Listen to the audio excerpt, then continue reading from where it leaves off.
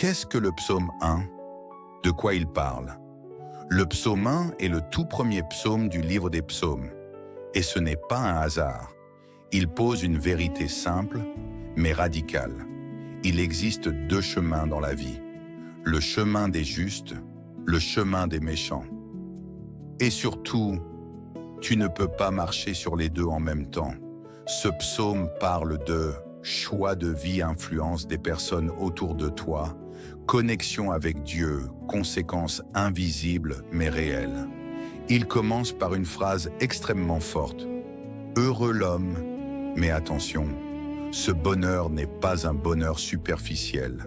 Ce n'est pas rire, avoir de l'argent ou réussir extérieurement. C'est un bonheur spirituel profond, stable, enraciné. Puis le psaume explique, une personne bénie refuse certaines choses. Elle ne suit pas les mauvais conseils. Elle ne marche pas avec les mauvaises personnes. Elle ne s'installe pas dans les habitudes toxiques. Et ça, c'est très important.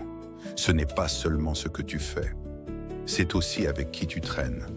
Ensuite, le psaume montre l'opposé. Une personne connectée à Dieu médite sa parole jour et nuit. Elle nourrit son esprit. Et là, une image puissante arrive.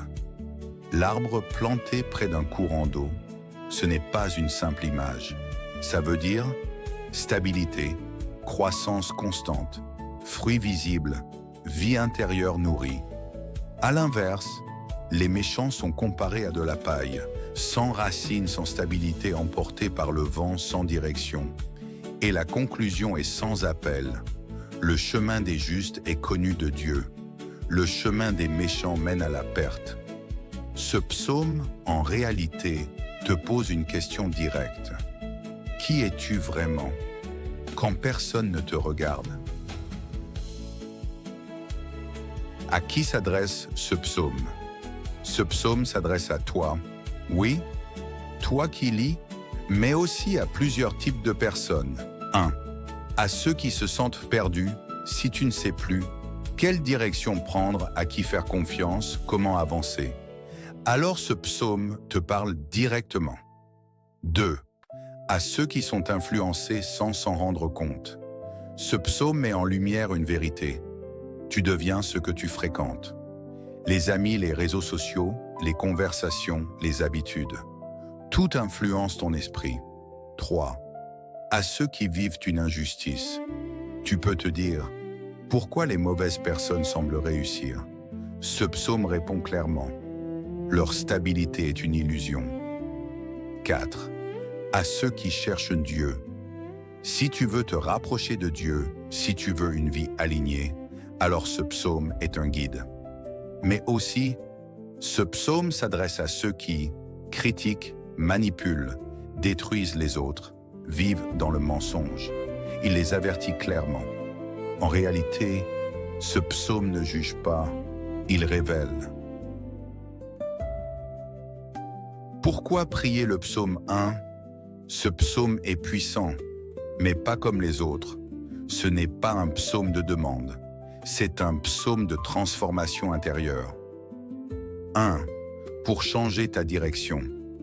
Quand tu le pries, tu réalignes ta vie, tu prends conscience de tes fréquentations, de tes pensées, de tes choix d'eux. Pour purifier ton esprit, il agit comme un filtre.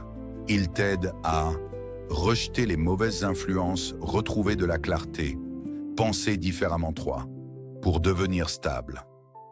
Comme l'arbre, tu ne seras plus instable, perdu, fragile. 4. Pour attirer une bénédiction durable. Pas une bénédiction rapide, mais une bénédiction. Solide, constante, invisible, mais réelle. Ce psaume transforme ta vie de l'intérieur vers l'extérieur.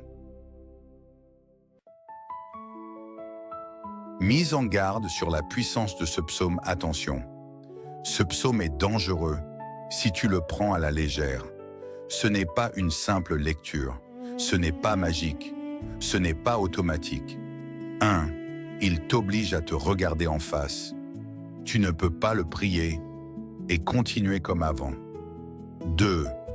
Il va révéler certaines vérités. Tu vas voir certaines relations toxiques, certaines habitudes destructrices, certaines pensées négatives. 3. Il peut provoquer des changements. Tu peux t'éloigner de certaines personnes, changer ton comportement, ressentir un inconfort au début. 4. La simple lecture ne suffit pas. Attention, lire ce psaume sans appliquer ne change rien. C'est comme regarder un chemin sans marcher dessus. Dieu ne bénit pas juste les mots, il bénit les décisions. Maintenant, prends un instant, apaise ton cœur. Nous allons prier ce psaume ensemble, avec foi, avec sincérité et avec une présence totale. Heureux l'homme qui ne marche pas selon le conseil des méchants, qui ne s'arrête pas sur la voie des pécheurs et qui ne s'assied pas en compagnie des moqueurs, mais qui trouve son plaisir dans la loi de l'Éternel et qui la médite jour et nuit. Il est comme un arbre planté près d'un courant d'eau, qui donne son fruit en sa saison et dont le feuillage ne se flétrit point. Tout ce qu'il fait lui réussit. Il n'en est pas ainsi des méchants. Ils sont comme la paille que le vent dissipe. C'est pourquoi les méchants ne résistent pas au jour du jugement, ni les pécheurs dans l'assemblée des justes. Car l'Éternel connaît la voie des justes, et la voie des pécheurs mène à la ruine. Amen. Si ce message t'a touché profondément, abonne-toi maintenant, active la cloche. Parce que les prochains psaumes vont aller encore plus loin, dis-moi en commentaire. Aujourd'hui, es-tu sur le chemin de l'arbre ou celui de la paille ?